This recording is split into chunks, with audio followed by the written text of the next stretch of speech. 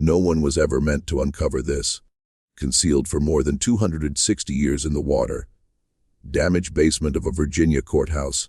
Until now. 7 corpses, 1 meal. A single woman whose name was deliberately stricken from the records.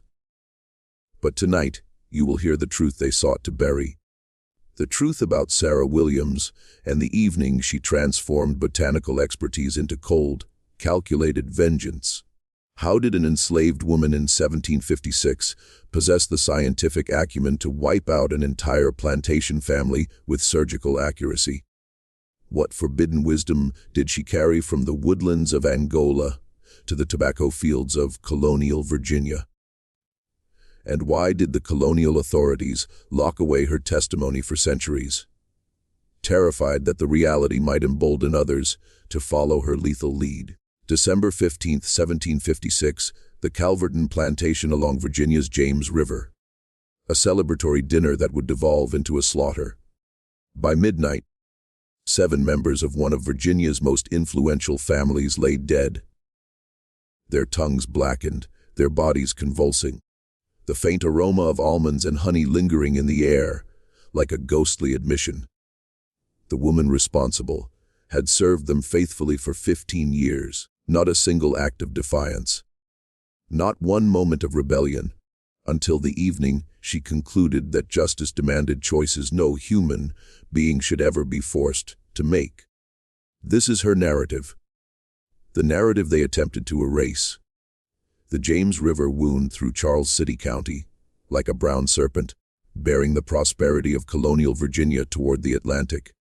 In 1756, this was the vibrant core of America's tobacco empire, where immense fortunes rose from enslaved blood, and Virginia's humid climate made golden leaves flourish under meticulous cultivation.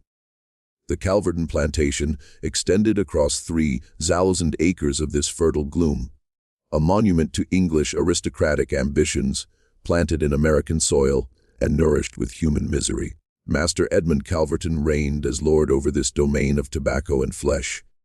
At 52, Edmund had inherited 43 enslaved souls from his father and significantly expanded his holdings after assuming control in 1739. His reputation stretched beyond Virginia's borders.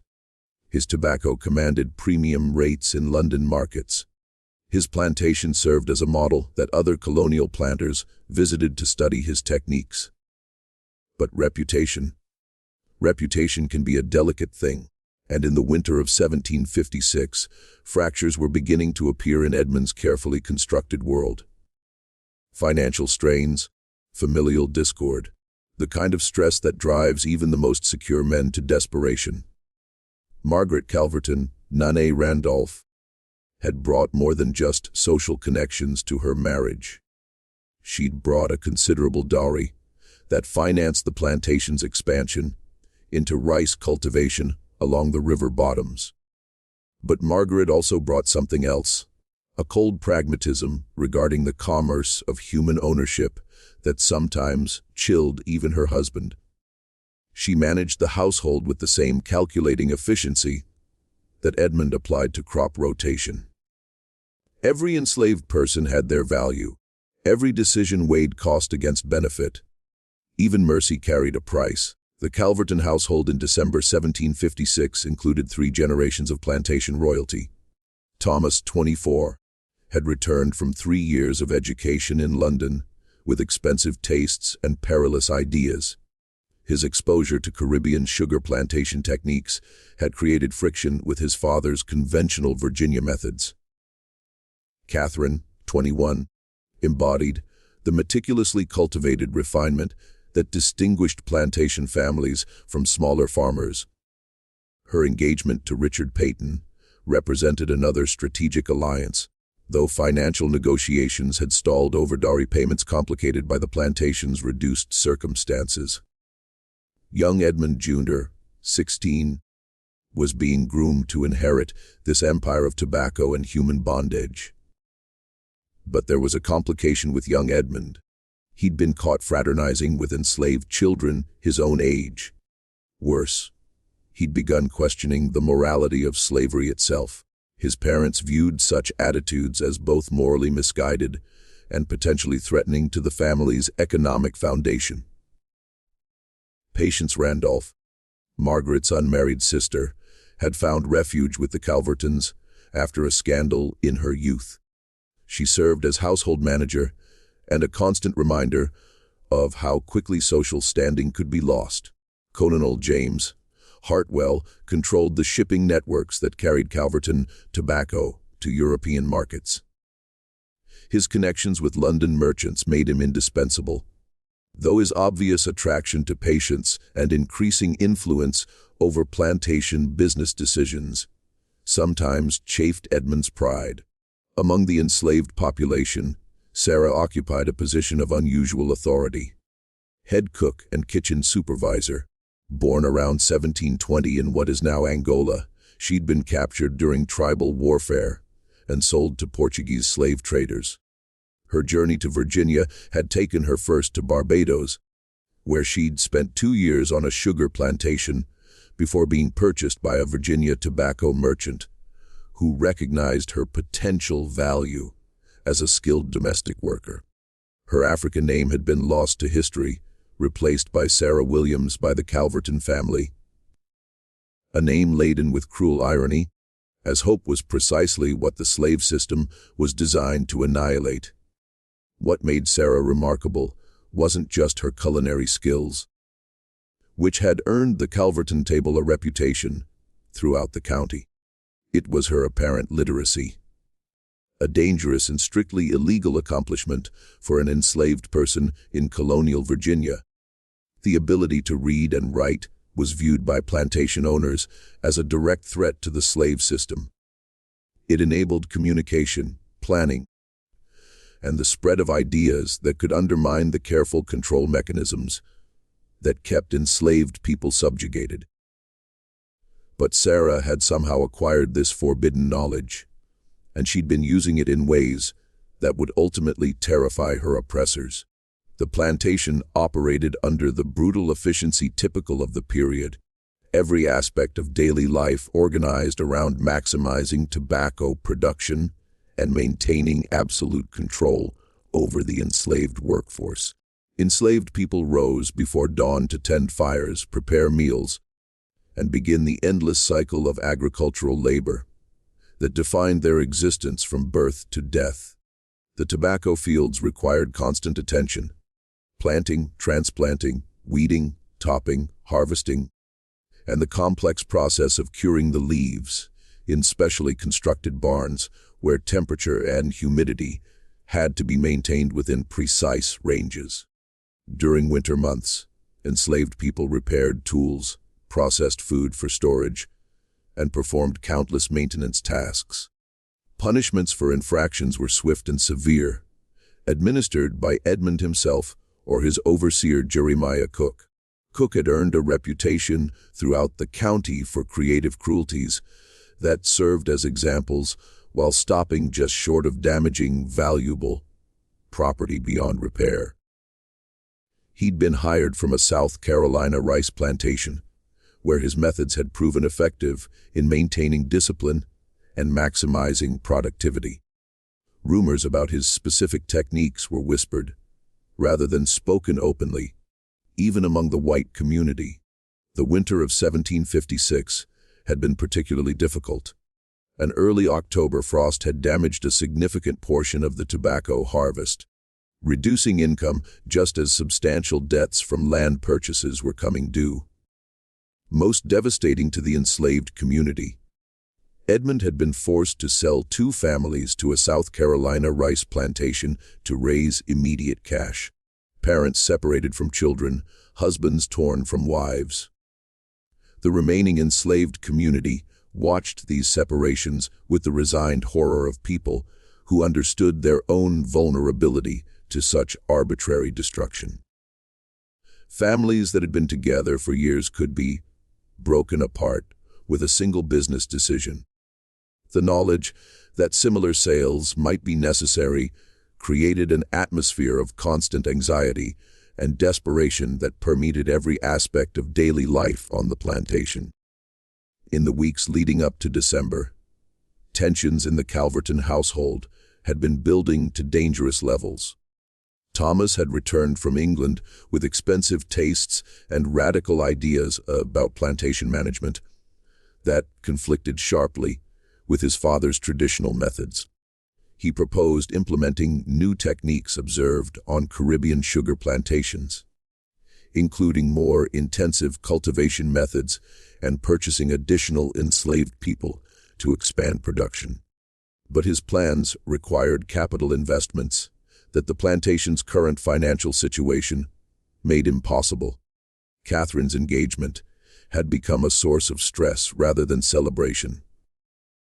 Marriage negotiations had stalled over financial arrangements, complicated by the plantation's reduced circumstances. Young Edmund Jr. had been caught several times fraternizing with enslaved children, behavior his father considered both inappropriate and potentially dangerous to the family's authority. The boy's apparent sympathy for enslaved people and his questions about the morality of slavery had alarmed his parents, who feared such attitudes could undermine their ability to maintain control over their workforce. December 15th dawned gray and bitterly cold, frost coating the bare branches of massive oak trees that lined the quarter-mile drive to the Calverton mansion. Inside the great house, preparations were underway for what Edmund had declared would be a celebration dinner to mark the end of harvest season. Sarah had spent 3 full days preparing for this dinner.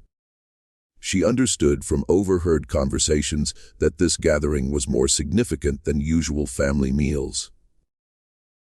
The dinner would serve multiple purposes: celebrating the completion of another tobacco season, discussing strategies for improving the plantation's financial situation, and making important decisions about the family's future that would affect every person on the plantation. She'd supervised the slaughter of a prize pig fattened, specifically for this occasion, directed preparation of preserved vegetables from the plantation's gardens, and requested special spices from Margaret's locked pantry, where precious imported seasonings were stored. The planned menu showcased the best of the plantation's production, while demonstrating sophisticated cooking techniques. Roasted pork with complex herb stuffing made from sage, thyme, and garden herbs, sweet potato pudding flavored with molasses and spices, cornbread enriched with eggs and butter, winter greens cooked with bacon and seasoned with vinegar, and a special rice pudding flavored with vanilla and cinnamon that required expensive imported ingredients and careful preparation techniques that few cooks in Colonial Virginia had mastered. The menu represented not just a meal, but a statement of the family's status and Sarah's exceptional abilities. In her later testimony, Sarah described the day's preparations with remarkable precision. She'd risen at 4 in the morning to begin slow, roasting the pork, carefully tending the fire in the kitchen's massive hearth, and adjusting the spit to ensure even cooking. The kitchen was a substantial separate building, connected to the main house by a covered walkway designed to reduce fire risk, while providing a buffer zone that separated domestic labor from the family's refined living spaces. This separation would prove crucial to understanding how the poisoning occurred without affecting kitchen staff or other enslaved people who had access to the food during preparation. As the afternoon wore on, Sarah noticed several unusual occurrences that she would later recall with disturbing clarity. Master Edmund had visited the kitchen twice, something that rarely happened under normal circumstances. Each time he engaged her in conversation about the evening's menu, asking specific questions about ingredients, preparation methods, and timing that seemed to go beyond mere curiosity. His questions focused particularly on spices being used and the exact schedule for serving each course, details that had never concerned him during their 15 years of working relationship. Margaret Calverton had also made an unprecedented appearance in the kitchen, examining dishes being prepared and suggesting modifications to seasoning. Her behavior seemed nervous and distracted, unlike her usual calm authority when overseeing household affairs. She asked repeatedly about the timing of the meal and whether everything would be ready precisely at 6 o'clock. Most significantly, Colonel Hartwell had requested a private tour of the kitchen facilities during the late afternoon, claiming interest in cooking methods and equipment that produced such renowned meals. He examined the hearth, preparation areas, and storage spaces where ingredients were kept, asking detailed questions about food preparation and safety. Seeming unusual for a gentleman whose interests normally focused on tobacco and shipping rather than domestic arrangements. The dinner was set for 6 o'clock, just as winter darkness settled over the plantation and candlelight began to flicker in the windows of the great house. The timing had been chosen to allow for extended conversation after the meal, when business matters could be discussed without the formality that characterized daytime meetings. The family and their guests gathered in the formal dining room, a grand space dominated by a mahogany table imported from England that could seat 12 people.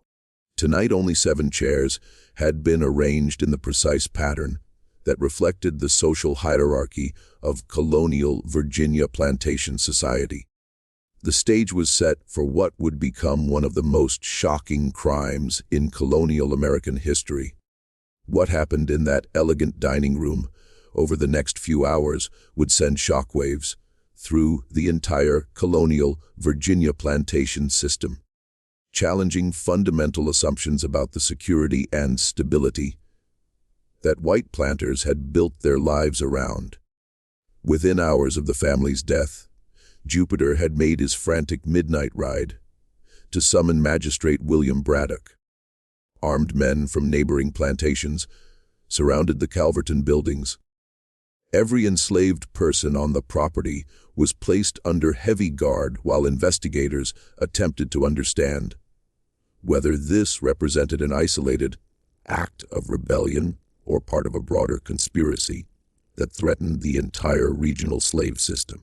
Magistrate Braddock arrived before dawn on December 16th, accompanied by Dr. Samuel Hayes and Reverend Thomas Whitfield. What they found in the dining room defied their limited understanding of poison and medicine. 7 bodies lay where they had fallen during their final moments, faces contorted in expressions of agony that spoke to the intensity of their suffering. But there were none of the typical signs of common poisons known in colonial Virginia.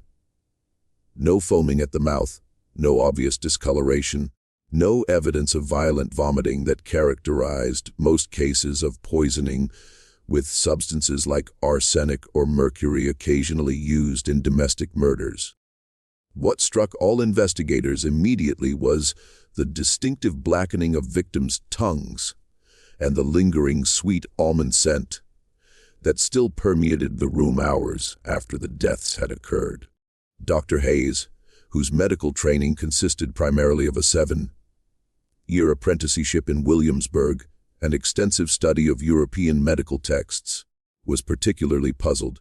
These symptoms matched descriptions he'd read of certain exotic poisons derived from plants found in tropical climates. But nothing in his experience with colonial Virginia medicine had prepared him for this systematic execution of an entire family.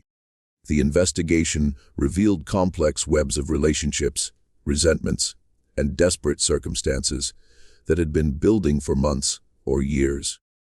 Under aggressive and often brutal questioning by Magistrate Braddock, several enslaved people reluctantly provided testimony that painted a disturbing picture of increasing tension and carefully hidden planning. Rachel, a house servant with daily access to the family's private conversations, revealed that she'd overheard heated arguments between Edmund and his son Thomas about plantation management that had grown increasingly bitter. Thomas had proposed selling additional enslaved families to raise capital for implementing new agricultural techniques learned in England, including purchasing additional land and constructing new tobacco curing facilities requiring substantial investment.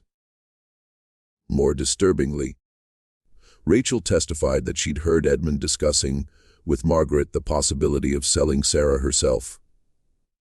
Despite her valuable skills and long service, Edmund considered her advancing age was making her less productive, while her knowledge of letters and numbers made her potentially dangerous as an example to other enslaved people.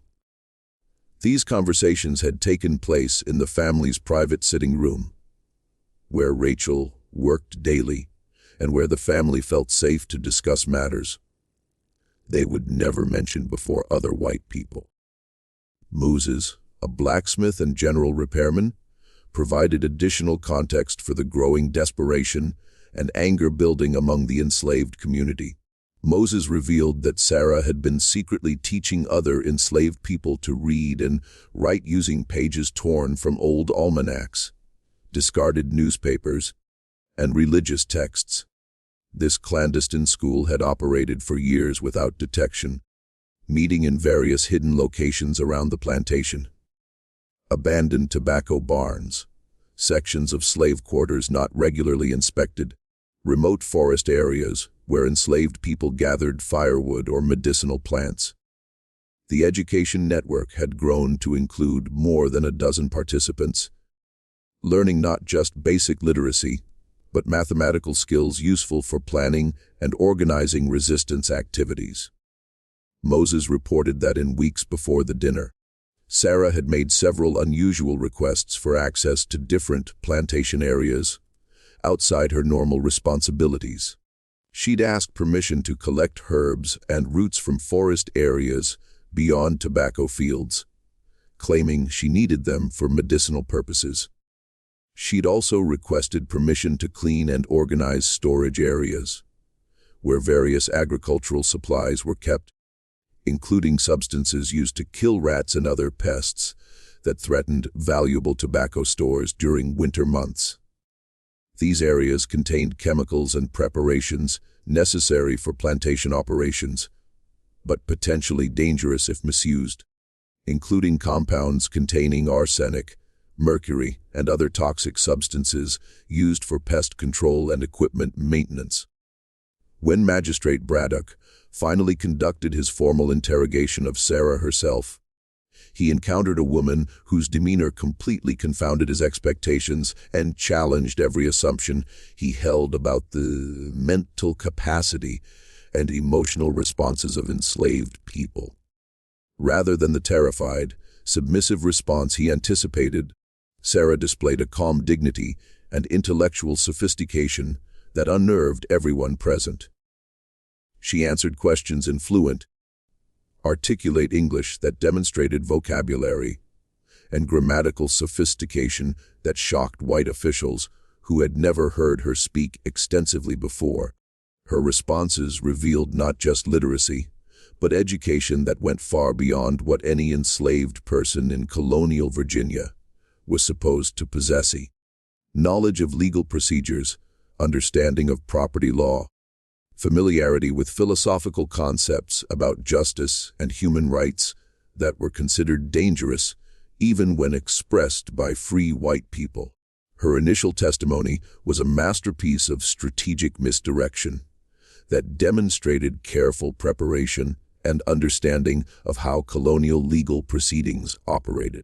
Yes, she had prepared the dinner following the same methods and recipes she had used successfully for 15 years of service. Yes, she had used special spices that Mrs. Calverton had specifically requested, accessing them from the locked pantry with permission explicitly granted for this important occasion. No, she had not added any unusual ingredients or deviated from standard cooking procedures, established through years of experience and proven success. When pressed about her movements and activities throughout December 15th, she provided detailed accounts that could be verified by other enslaved people. Her testimony created a timeline that seemed to make her guilt impossible to prove. Despite the obvious fact that someone with access to the kitchen had been responsible for the poisoning. But Magistrate Braddock was not easily fooled by sophisticated deception. His experience with previous slave rebellion cases had taught him to look beyond surface appearances and examine deeper currents of resentment and planning that such acts of resistance required. Over several days of intensive interrogation, conducted in the cold windowless room that served as the plantation's punishment cell, he gradually extracted a different story through psychological pressure, physical deprivation, and threats against other enslaved people who might have been involved in the conspiracy. The breakthrough came not from Sarah's eventual confession, but from an unexpected discovery made by Dr. Hayes during his systematic examination of victims' stomach contents and bodily remains. Working by candlelight in the plantation's ice house, where the 7 bodies had been moved to slow decomposition, Hayes detected traces of a substance he initially couldn't identify, small brownish fragments that had a distinctly bitter taste when carefully sampled. And that produced the same distinctive almond odor that had permeated the dining room. The discovery of these physical fragments provided the first concrete evidence of how the poisoning had been accomplished. But it also raised new questions about the source and preparation of the toxic substance. Dr. Hayes carefully collected samples of the fragments and preserved them in alcohol, then sent them to a colleague in Williamsburg who had studied with European physicians familiar with exotic poisons and unusual cases of systematic poisoning. The response that came back 2 weeks later fundamentally changed the entire direction of the investigation and revealed capabilities among the enslaved population that colonial authorities had never suspected. The fragments were identified as processed seeds from a species of plant that grew wild in Virginia's forests, a plant that indigenous peoples and some enslaved people had traditionally used in very small quantities for medicinal purposes, but which became extremely deadly when concentrated and prepared using specific techniques. This revelation forced investigators to completely reconsider everything they thought they knew about the case and about the intellectual capabilities of the enslaved people under their control. Sarah hadn't simply added a readily available poison to the food in a moment of desperate rage. She had spent months, perhaps years, developing the specialized knowledge and sophisticated technique necessary to create a lethal toxin from indigenous plants. A process that required not just access to botanical information, but also the ability to experiment with different preparations, test various dosages on small animals, and perfect preparation methods that would be effective against humans without being detected during the cooking and serving process. The investigation took an even darker turn when searchers discovered Sarah's hidden workspace in an abandoned tobacco-curing barn located on the far edge of the plantation, well away from the main agricultural areas and family residence. Concealed beneath carefully arranged loose floorboards that had been modified to create a hidden compartment, investigators found a collection that demonstrated not just planning for a single act of revenge, but systematic study and experimentation that revealed a mind operating with scientific precision and long-term strategic thinking. The hidden cache included dozens of dried plant specimens, each carefully labeled with notations written in a mixture of English letters and African symbols that none of the white investigators could decipher. The plant collection included not just the species used in the fatal poisoning, but samples of numerous other potentially dangerous plants native to Virginia, along with detailed notes about their properties, preparation methods, and effects when tested on small animals. Some specimens were accompanied by precise measurements indicating dosages and concentration techniques, while others included observations about seasonal variations in plant toxicity and optimal harvesting times for maximum potency. Most shocking of all was the discovery of a handwritten journal that documented years of careful experimentation and study, written in surprisingly sophisticated English that demonstrated not just literacy, but scientific methodology that rivaled the work of trained European botanists. The journal contained detailed observations about plant preparation techniques, chemical interactions between different substances, and systematic testing procedures that revealed an understanding of basic scientific principles that enslaved people were absolutely forbidden to possess. The journal entries showed that Sarah had been conducting her research for at least 3 years before the poisoning, systematically testing the effects of various plant combinations on rats, rabbits, and other small animals she had trapped around the plantation. Her notes revealed a methodical approach to understanding dosage requirements, preparation methods, and delivery techniques that would ensure effectiveness while avoiding detection during the cooking process. One entry dated several months before the fatal dinner was particularly chilling in its clinical detachment and scientific precision. The bitter seeds show greatest promise when ground to finest powder and mixed with strong sweet substances that mask both taste and scent. Test subjects died quickly with larger doses, but smaller amounts produce only temporary sickness followed by recovery. Further testing required to determine optimal dosage for subjects weighing approximately 150 to 200 pounds. The characteristic almond scent remains detectable, but can be successfully hidden by honey, molasses, and strong spices when properly combined. But the journal contained much more than scientific observations and experimental data. Scattered throughout the pages were personal reflections that revealed the psychological torment and mounting rage that had driven Sarah to plan and execute mass murder. She wrote about watching enslaved children sold away from their parents, about the sexual abuse that enslaved women endured from white overseers and visitors, about the daily humiliations and casual violence that defined every aspect of plantation life for people who had been reduced to the legal status of property. Her entries described the gradual erosion of hope that occurred as she realized that no legal or social mechanism existed within colonial Virginia society to address the injustices she witnessed daily.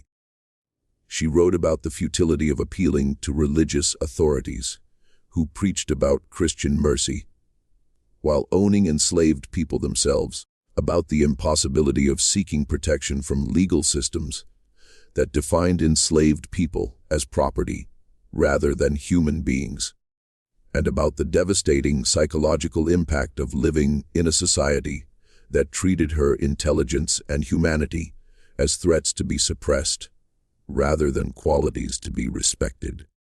One passage written just weeks before the poisoning revealed her ultimate decision to abandon hope for justice through conventional means. Master Edmund speaks again of selling me to the Carolina rice fields, where the work kills most within 5 years and where families are separated as easily as livestock. After 15 years serving his table, keeping his family's secrets, tending his children when they suffered illness, he would discard me like broken pottery simply to raise money for his son's wasteful schemes. But I have learned the power that grows wild in Virginia's forests, and I have learned that justice sometimes requires terrible choices that good people should never have to make. As investigators pieced together the timeline of Sarah's planning and preparation, they discovered that her activities had begun nearly 2 years earlier. Shortly after Edmund had first mentioned the possibility of selling some of his older enslaved people, to improve the plantation's financial situation and invest in new agricultural equipment. She had used her position as head cook to gradually collect information about the family's routines, their dietary preferences, their schedules for important gatherings, and the timing of business meetings that would bring together all the family members whose decisions controlled the fate of everyone living on the plantation. The choice of December 15th for the poisoning had been carefully calculated based on information Sarah had gathered about the family's business affairs and seasonal patterns. The date marked not just the end of the tobacco harvest season, when final accounts were settled and profits calculated, but also the traditional time when major decisions about plantation management and enslaved people's futures were typically made. Sarah knew from overheard conversations that Colonel Hartwell would be present to discuss shipping arrangements and financial strategies, making it likely that the dinner conversation would focus on the plantation's economic problems and potential solutions, including the sale of enslaved people that she was determined to prevent. The investigation reached its most critical and terrifying turning point when Magistrate Braddock discovered that Sarah had not acted alone in planning and executing the mass poisoning. She'd been part of a sophisticated conspiracy that involved multiple enslaved people and revealed the existence of communication networks that connected resistance activities across several plantations throughout Charles City County and beyond. Under the most intense interrogation techniques available to colonial authorities, several other enslaved people admitted to knowing about her activities, and a few confessed to providing direct assistance with gathering plants, testing preparations, and gathering intelligence about the family's plans and schedules. The scope of this conspiracy stunned colonial authorities who had convinced themselves that enslaved people lacked the intellectual capacity, organizational ability, and communication networks necessary to plan such a sophisticated operation. Rachel, whose initial testimony had seemed reluctant and incomplete, eventually revealed under sustained pressure that she had been part of an organized intelligence network of enslaved women who systematically gathered and shared information about their owners. Private conversations, business plans, and family secrets. This network had been operating for years without detection, using enslaved people's invisibility within white households to collect detailed information about plantation finances, family relationships, political connections, and business vulnerabilities that could be exploited for various purposes. The intelligence gathering had allowed Sarah to time her attack for maximum impact and minimum risk of detection. Moses admitted under interrogation that he had provided more than just general knowledge about Sarah's activities. He had helped modify cooking equipment to allow her to process plant materials more effectively, creating tools that could grind seeds and roots to the fine powder, consistency required for effective poisoning. He had also constructed hidden storage spaces throughout the plantation where botanical specimens and prepared toxins could be concealed from white overseers.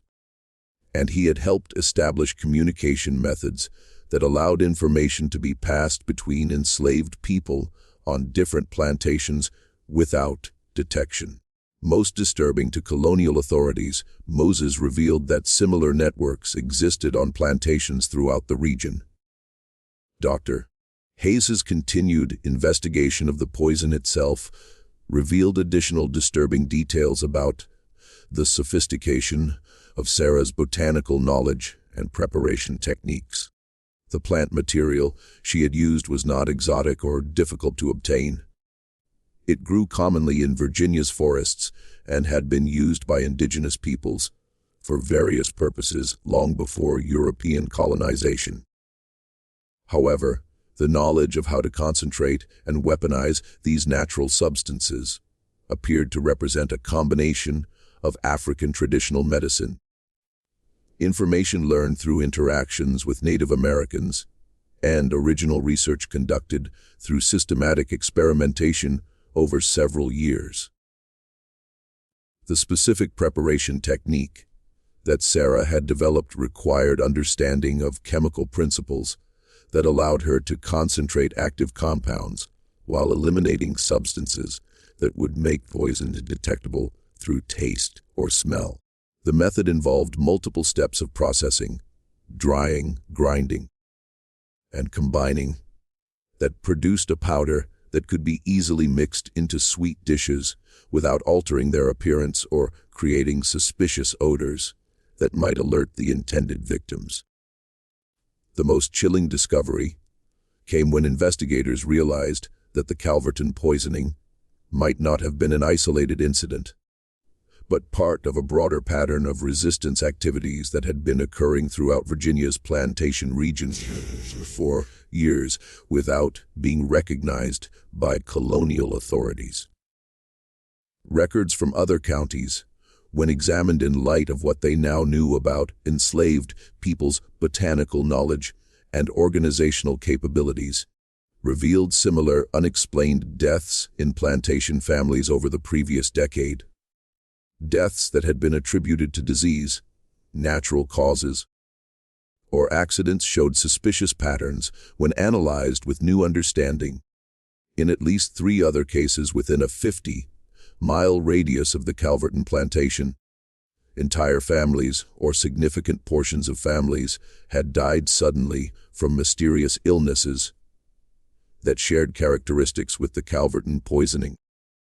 These cases had been investigated superficially and dismissed as unfortunate but natural occurrences.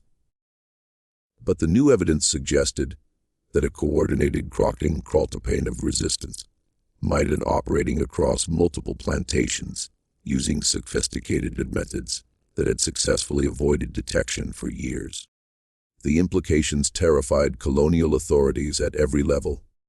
The final confrontation between Magistrate Braddock and Sarah took place on a cold January morning in 1757, nearly a month after the poisoning, in the stone-walled punishment cell beneath the Charles City County Courthouse. By this time, the investigation had uncovered the full scope of the conspiracy, and Sarah understood that denial was no longer possible or useful. What followed was one of the most remarkable confessions in colonial Virginia's legal history. A detailed account of planning, motivation, and execution that revealed not just the facts of the crime, but the psychological and social forces that had driven a human being to such desperate and calculated action. Sarah's confession began not with the night of the fatal dinner, but with her childhood in Angola, where she had learned about plants and their properties from the women in her village who served as healers, midwives, and keepers of traditional knowledge that had been passed down through generations.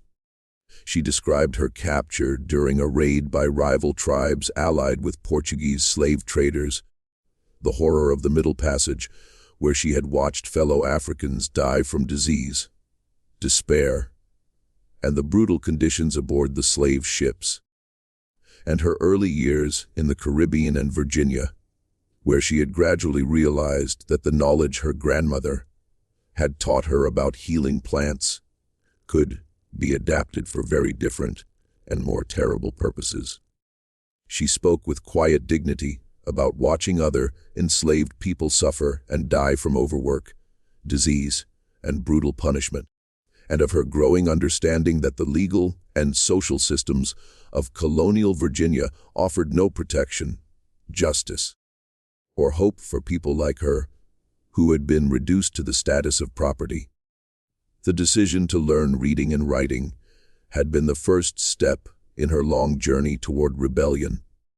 She had taught herself by studying discarded newspapers, religious texts, and account books, gradually developing the literacy that allowed her to document her botanical experiments and plan her ultimate act of resistance. The years of planning and preparation had been motivated not just by personal grievance against the Calverton family, but by a calculated decision to strike at the heart of the system that oppressed her entire community. By eliminating the entire Calverton family, including the children who would have inherited the plantation and continued its operations, she had sought to create chaos and uncertainty that might lead to the sale and dispersal of the enslaved community, potentially offering some individuals opportunities to escape to more favorable situations, or even to freedom. Her choice of poison had been deliberate and deeply symbolic. Rather than using imported substances that would have pointed to outside assistance or exotic sources, she had used plants that grew in Virginia soil, processed with techniques that combined African traditional knowledge with careful observation and original experimentation, conducted over several years. The poison represented a kind of indigenous resistance. The land itself turned against the colonizers, who had claimed ownership of both the earth and the people who worked it. The most haunting part of her confession was her description of the dinner itself and the emotions she had experienced while watching the family consume their final meal. She had observed the scene through the kitchen window, feeling no satisfaction or joy as her plan reached its culmination, but rather a profound sadness for the necessity of what she had done and the terrible choices that slavery had forced upon her. She had not acted from personal hatred of the Calverton family as individuals, but from recognition that they represented a system of oppression that could only be challenged through extreme measures that violated every moral principle she had been taught as a child. When Magistrate Braddock pressed her about other enslaved people who had assisted her planning and execution, Sarah refused to provide names or details that might implicate them further. She accepted full responsibility for the poisoning, even though investigators knew she had not acted entirely alone. This final act of protection for her community demonstrated the same careful calculation and strategic thinking that had characterized her entire approach to resistance, putting the welfare of other enslaved people above her own survival, even in the face of certain execution. The confession concluded with Sarah's reflection on the likely consequences of her actions and her hopes for their long-term impact on the struggle for freedom and justice. She understood that she would be executed as an example to other enslaved people, but she expressed hope that her resistance might inspire others to find their own paths to freedom.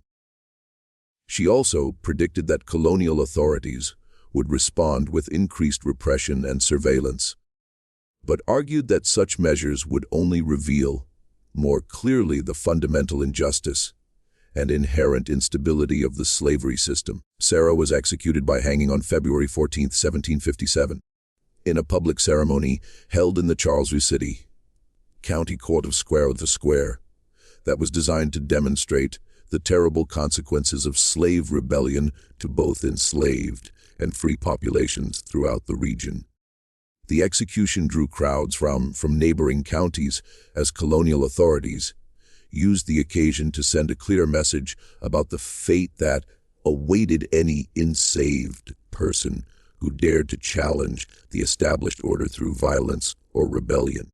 The colonial government's response to the Calverton poisoning was swift, comprehensive, and severe, involving new laws and regulations that fundamentally changed how plantation security was managed throughout Virginia. New legislation restricted enslaved people's access to forested areas where toxic plants could be gathered, imposed harsher penalties for unauthorized collection of any plant materials, required plantation owners to maintain closer supervision of kitchen activities and food preparation, and mandated regular searches of slave quarters for any materials that could be used for resistance activities. The Calverton plantation itself was sold at auction to pay the family's debts, and the entire enslaved community was dispersed to buyers across Virginia, the Carolinas, and Georgia. The plantation house stood empty for several years before being purchased by a Richmond merchant who demolished the original Georgian mansion and built a smaller, more modest residence that reflected changed economic circumstances and reduced confidence in the plantation system's stability. The site of the Grand Calverton mansion is now marked only by scattered foundation stones, barely visible beneath decades of vegetation growth, and the encroachment of forest that has reclaimed much of what were once tobacco fields.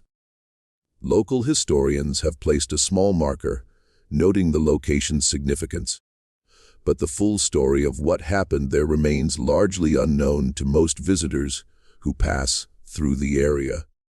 But the true legacy of Sarah's rebellion extended far beyond the immediate consequences for the people directly involved. Colonial authorities' discovery of the botanical knowledge and sophisticated organizational capabilities of enslaved communities led to fundamental changes in how plantation security was managed throughout Virginia and other slave-holding colonies.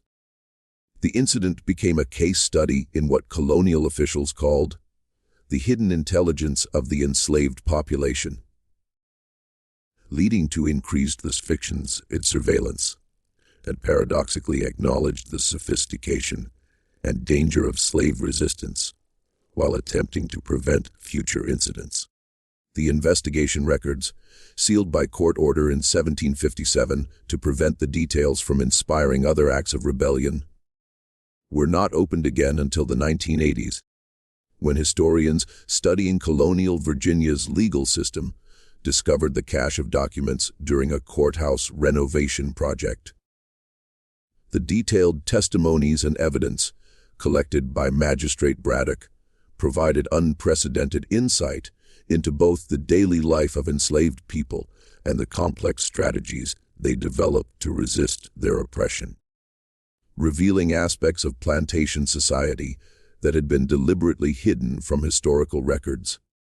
Modern botanical researchers who have studied Sarah's journal and plant specimens, now preserved in the Virginia Historical Society's archives, have confirmed the sophistication of her knowledge and techniques. The indigenous plants she weaponized are now known to contain compounds chemically similar to those found in cyanide, and her methods for concentrating these substances demonstrated understanding of chemical principles that would not be formally codified by European science for several more decades. Her work represents one of the earliest documented examples of systematic botanical research conducted by an enslaved person in colonial America. Perhaps most significantly, the Calverton case revealed the existence of knowledge networks and resistance strategies that challenged fundamental assumptions about enslaved people's capabilities, aspirations, and potential for organized opposition to the slave system. The discovery that botanical and medical knowledge was being preserved, adapted, and weaponized by enslaved communities forced colonial authorities to confront the reality that their property possessed not just physical strength and labor capacity, but intelligence, organization, and determination that could be turned against the system that oppressed them. The story of Sarah and the Calverton Plantation Massacre remains one of the most complex and morally challenging cases in colonial American history. A tale that reveals both the brutal realities of slavery and extraordinary lengths to which human beings will go in pursuit of justice and freedom when all other options have been exhausted. Her actions raise profound questions about the nature of justice, the morality of violence in response to oppression, and the terrible choices that systems of dehumanization force upon their victims. The case also demonstrates the sophisticated resistance strategies that enslaved people developed despite facing seemingly impossible odds and absolute legal powerlessness. Sarah's ability to conduct scientific research, organize conspiracy networks, and execute complex plans while maintaining the appearance of submission challenges historical narratives that have minimized the intelligence and agency of enslaved people in shaping their own destinies and resisting their oppression. This mystery shows us that even in the darkest chapters of our history, individuals found ways to assert their humanity and fight for justice. Even when resistance required choices that challenge every moral boundary and conventional understanding of right and wrong. Sarah's story forces us to confront uncomfortable truths about the lengths to which people will go when pushed beyond endurance by systems of oppression that offer no hope for justice through peaceful means. Her botanical knowledge, her scientific methodology, her organizational skills, and her strategic thinking all demonstrate capabilities that the colonial slave system was designed to deny and suppress. The sweet scent of almonds that lingered in that dining room on December 15, 1756, carried more than just the evidence of poison. It carried the accumulated rage of generations, the desperate intelligence of the oppressed, and the terrible mathematics of a woman who calculated that 7 deaths might purchase freedom for dozens of others. Sarah Williams understood that her actions would cost her life. But she also understood that some truths can only be written in blood. Some justice can only be purchased with violence. And some freedom requires choices that good people should never have to make. The colonial authorities buried her story, scattered the documents, destroyed the evidence, and tried to erase her name from history. They understood that Sarah Williams represented their deepest fear, not the savage violence they expected from enslaved people, but the sophisticated intelligence, the scientific knowledge, the organizational capability, and the moral reasoning that proved enslaved people were every bit as human, as intelligent, and as capable as their oppressors. They feared her mind more than they feared her poison. But truth has a way of surviving, even the most determined efforts to bury it. The water, damaged documents found in that courthouse basement in 1987 preserved Sarah's voice across centuries of silence. Her journal, her botanical specimens, her testimony, all of it waited in the darkness, patient as the plants she studied, deadly as the justice she pursued. Now you know her story. You know what they tried to hide. You know the truth about the slave who turned Virginia's own forests against the plantation that enslaved her. You know the real reason they sealed those records for over 200 years. Because Sarah Williams proved that intelligence cannot be enslaved, that knowledge cannot be contained, and that the human spirit, when pushed beyond endurance, will find ways to strike back that the oppressors never imagined possible. The sweet scent of justice, bitter as almonds, deadly as freedom.